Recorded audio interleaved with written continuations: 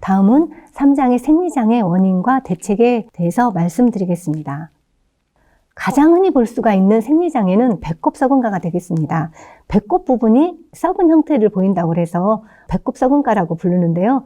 배꼽 썩은가는 이제 봄이 되게 되면 이 3월 이후에 상당히 많이 발생을 하는데요. 이때 중점적으로 관리를 해야 되는 것은 주로 이씨가 높게 관리될 때 많이 발생을 하기 때문에 이씨 관리라든지 그리고 함수량이 낮으면 발생하기 때문에 함수량을 높게 관리를 해주셔야 됩니다. 그리고 한낮에 이렇게 증산을 방지하기 위해서 차광망을 처리하는 것이 좋습니다. 그래서 12시에서 2시 정도의 한낮에는 차광망을 이용을 해서 차광 처리를 해주시거나 그리고 4월 같은 경우는 온도가 상당히 높게 되기 때문에 이럴 때 평균 온도는 21도씨 정도로 유지를 해주시고 만약에 이런 배꼽 썩은가가 발생을 하면 4주 이전에 이런 과가 발생하면 미리 적과를 하시는 분들이 계시는데요.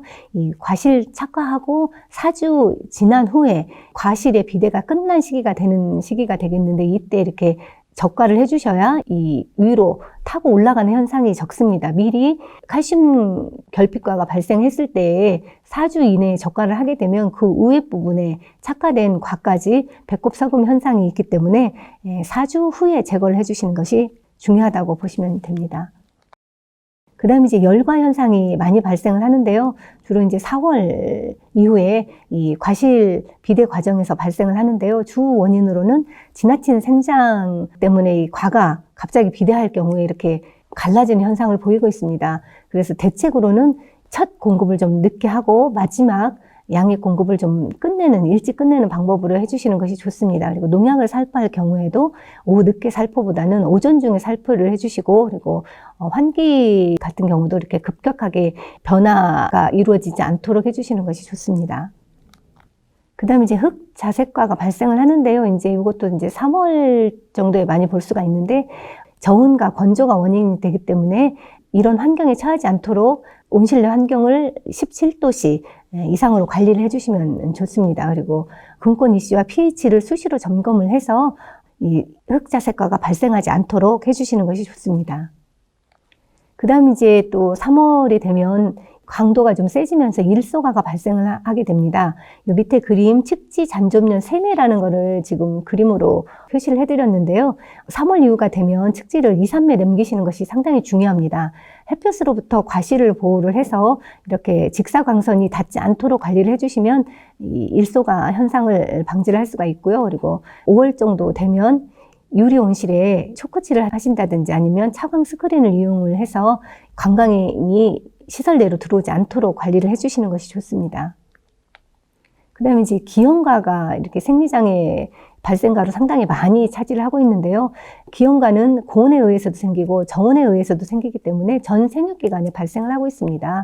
그래서 야간 온도를 너무나 낮지 않도록 관리를 해주시는 것이 좋습니다. 그래서 낮에 30도 이상으로 지속적으로 유지되는 건 좋지 않고 그리고 야간의 온도는 16도씨 이상으로 관리를 해주시는 것이 이런 기형가의 발생을 예방할 수 있는 방법이 되겠습니다.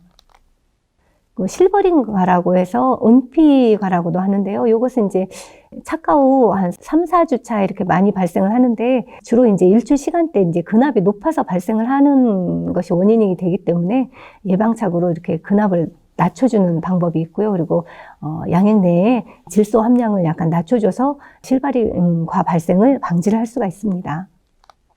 이제 칼슘 반점이라고 해서 예전에는 이제 이런 칼슘 반전가가 많이 발생을 하는 걸 볼 수가 있었는데 요즘은 품종들이 많이 강해져서 그런지 칼슘 반전가를 보기는 좀 어려운 것 같습니다. 이렇게 칼슘 반전가는 이 과를 이렇게 잘라봤을 때 확연히 차이가 나는데요. 이렇게 새까맣게 보이는 흑색의 반점을 볼 수가 있습니다. 이렇게 칼슘이 직접 축적된 것이 과잉됐을 때에 이렇게 발생을 하고요. 그리고 예방착오로는 충분한 증산을 시키고 그리고 이 오후에 야간에는 습도를 낮춰서 관리를 해주시는 것이 좋고요. 그리고 칼슘과 칼륨의 함량의 변화를 줘서 관리를 해주시는 것이 예방을 할 수 있는 방법이 되겠습니다.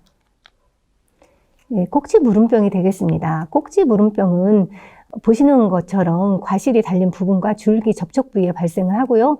이씨가 낮고 이럴 때 이렇게 근압이 증가하면서 발생을 하는데 예방책으로는 초저녁 습도를 낮춰서 관리를 해주시고 그리고 배진의 근압을 낮춰주시는 것이 상당히 좋습니다. 그리고 양의 급액 종료 시간을 앞당겨서 관리를 해주시고 그리고 착화 직후에 공급 이시를 낮춰주시면은 이런 혹지무름병을 발생을 줄일 수가 있습니다.